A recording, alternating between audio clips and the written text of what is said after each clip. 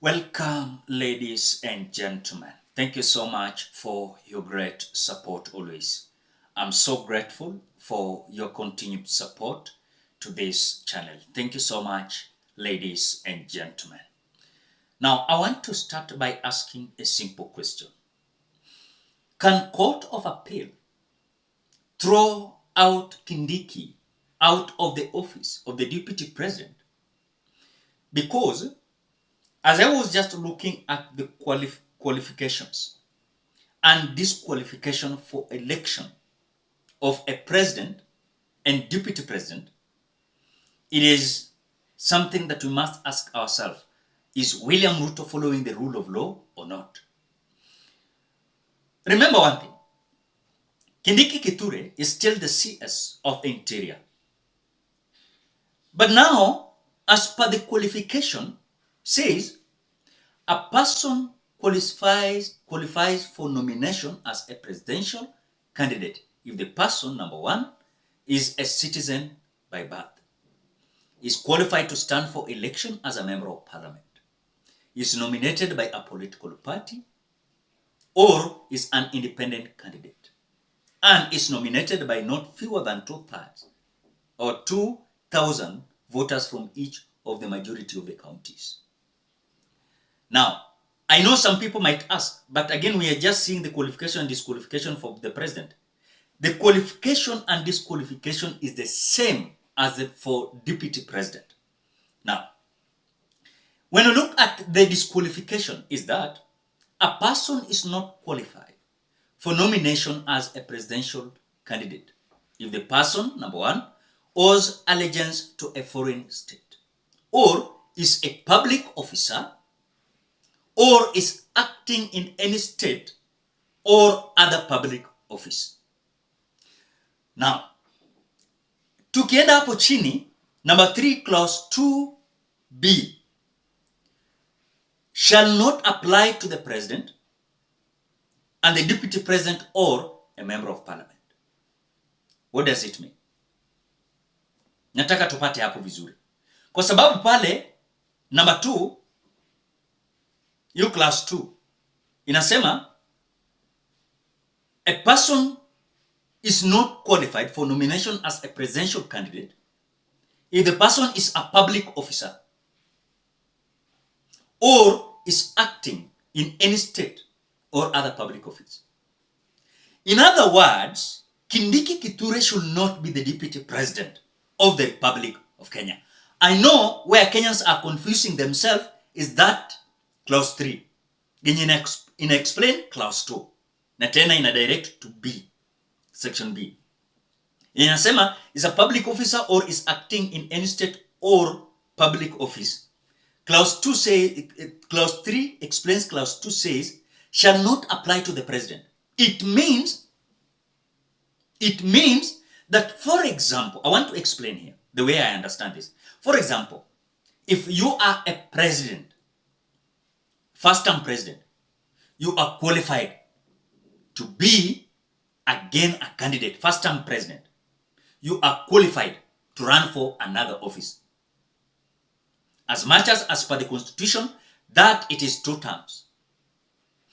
Again, as the deputy president, munaweza amua kurudi vile Uhuru na Ruto walirudi. Then a member of parliament, unaweza kuwa a member of parliament sahi, nuchaguliwe directly kwa deputy president. Ama even a president. But now, as we speak, Kindiki KITHURE is not a president.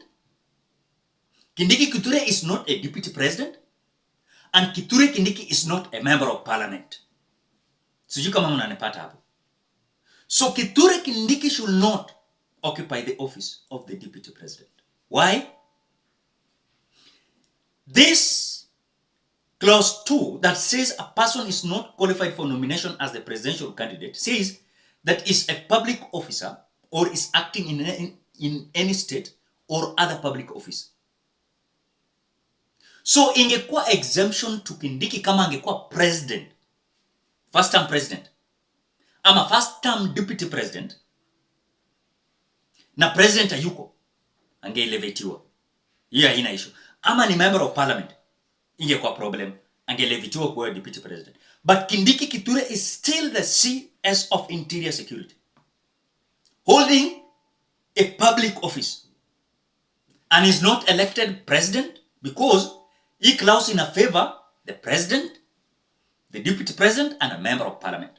So kama wewe ni member of parliament, unaweza elevitiwa kwa president or the deputy president. Ama sahi wangeamua kusema Otiende Amollo, ama wangeamua ni Kimani Ichung'wah. Kimani Ichung'wah is holding a public office ya member of parliament. So iko exemption kwa member of parliament. So in other words, according to my understanding, is Kindiki Kithure is not falling under this clause 3. Yenye nasema shall not apply to the president. So far, Ruto, ana problem. He's holding a public office, but he is the president. He can run for presidency 2027. The same to the deputy president. Kama Rigathi Gachagua ingekuwa hivi, bado angerudia. A member of parliament, the same, anaweza vie for presidency or deputy president. Or sahi anaweza nominatiwa. But Kithure Kindiki is holding a public office, and still is the CS of Interior. Kenyans, if truly we are following the rule of law, Kithure Kindiki should not be the deputy president, if truly we are following the law. And remember, this is as per the IEBC, the qualification and disqualification. So Kindiki Kithure is disqualified to this position. Why? He's holding a public office. And this public office is not for presidency, it's not for deputy president, it's not for member of parliament. He is the CS of Interior, holding a public office. Then he should not be nominated because he was active public officer and holding a public office. That is according to what I have understood about this. Sijui kama mnanipata. So I think the Court of Appeal will have a very easy time throwing out Kindiki out of the office of the deputy president. But because we are living in a country where the rule of law will not be followed, then we might see Kindiki Kithure surviving. Mutadu. Sivyo ndo mtandua na mutadu. Because we are having a president, ameteka nyara judiciary, ameteka nyara legislature, ameteka nyara executive. They will not follow the rule of law. So for me, according to my opinion, Kithure Kindiki is disqualified because he's holding a public office. If he was the deputy president, anakuwa elevated to president, no problem. If he was the member of parliament elected, holding the office of member of parliament, for example, angekuwa senator wa Tharaka Nithi County. So, he is a member of parliament. Angekuwa deputy president bila shida. Lakini is holding a public office. Ladies and gentlemen, what do you think? According to my opinion, drop your opinion at the comment section below. Otherwise, thank you so much because of your great support.